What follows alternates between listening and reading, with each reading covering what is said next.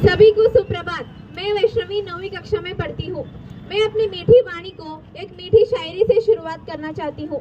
एक मीठी मुस्कान है बेटी, एक मीठी मुस्कान है बेटी, यहाँ सच है कि एक मेहमान है बेटी। उस घर की पहचान बना देती है बेटी, उस घर की पहचान बना देती है बेटी, जिस घर से अनजान है बेटी। सबसे पहले हर घर के आंगन की महक और भारतवर्ष के चमकते इन वर्तमान तस्वीर के बेटियों की उज्जवल भविष्य की कामना करती हूँ।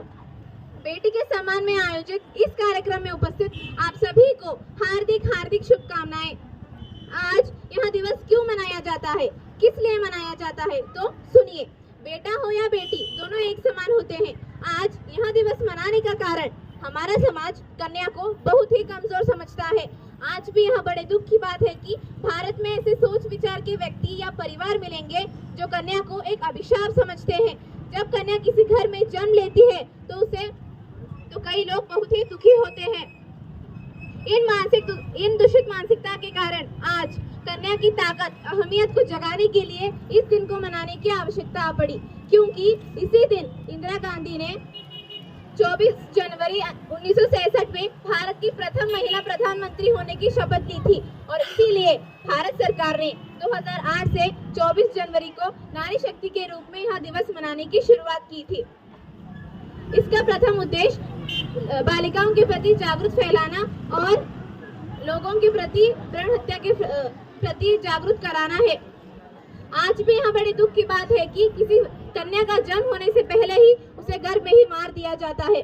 अगर वह बच्चों में जुड़वा भाई बहन है तो ही वह कन्या दुनिया के रीति रिवाजों को, माँ बाप के प्यार को देख सकती है। आज भी बड़े बुजुर्ग लोग पुत्रवती भव का आशीर्वाद देते हैं। आज मैं कहती हूँ, क्यों किसी के मन से यहाँ आवाज नहीं निकलता, क्यों किसी के हृदय से यहाँ आवाज नहीं निकलता, पुत्रीवती भव। अरे जरूरी नहीं कि रोशनी चिरागों से ही हो, जरूरी नहीं कि रोशनी चिरागों से ही हो। घर की बेटियां भी घर को रोशनी कर सकती है, परंतु वर्तमान की स्थिति में अब बेटियों ने अपनी एक नई छवि निर्माण की है। आज वही बेटियां राजनीतिक स्तर पर दिखाई देती है, शिक्षक स्तर पर दिखाई देती है, IAS ऑफिसर, IPS ऑफिसर दिखाई देती है, पायलट दिखाई देती है। मैं धन्यवाद कहना चाहती हूँ उस महान व्यक्ति डॉक्टर बाबा साहेब अम्बेडकर को, जिन्होंने लड़कियों को शिक्षित करने के लिए समाज से लड़ा और आर्टिकल 14 से 16 में महिलाओं को समाज में समान अधिकार के बारे में प्रस्ताव रखा। मैं धन्यवाद कहना चाहती हूँ उस महान व्यक्ति सावित्रीबाई फुले और फातिमा शेख को, जिन्होंने बेटियों को शिक्षित करने का सपना संजोए रखा था। सावित्रीबाई फुले ने एक बात ठीक ही कहा है दोस्तों कि शिक्षा ही स्त्री का गहना है, शिक्षा ही स्त्री का गहना है। मैं समाज को एक बात कहना चाहती हूँ कि स्त्री पर हीरे जवाहरातों का गहना कम होना चाहिए, स्त्री पर हीरे जवाहरातों का गहना कम होना चाहिए, बल्कि शिक्षा का नहीं, क्योंकि शिक्षा ही हमारी जीवन है, शिक्षा ही हमारा ताकत है, शिक्षा ही हमारी संपत्ति है और शिक्षा के बिना हमारा जीवन ही अधूरा है। कन्या वो नारी है जिसकी वजह से सारा संसार गतिमान है।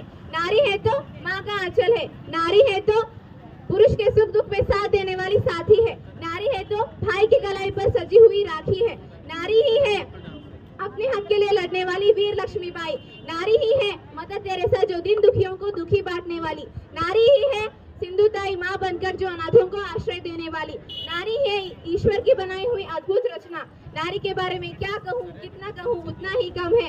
इस बात पर मुझे एक शायरी याद आती है कि धैर्य शक्ति का अवतार है नारी, धैर्य का भंडार है नारी, शक्ति का अवतार है नारी, धैर्य का भंडार है नारी।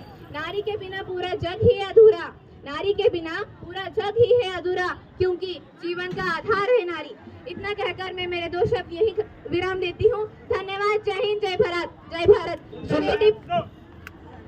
सुंदर क्लास।